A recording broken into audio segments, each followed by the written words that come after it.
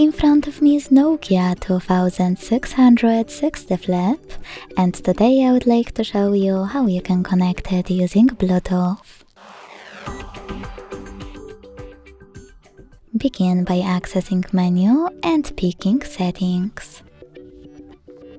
Then tap on connectivity, select Bluetooth and turn it on.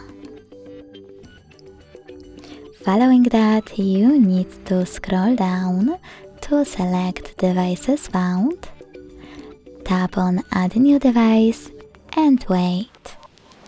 Then select one of the available ones that you wish to connect to and tap on pair. Then hit OK and wait for the other device to accept your connection request. As you can see, after that, my devices were successfully connected. Thanks so much for watching. If you enjoyed this video, leave a like, comment and subscribe. Bye!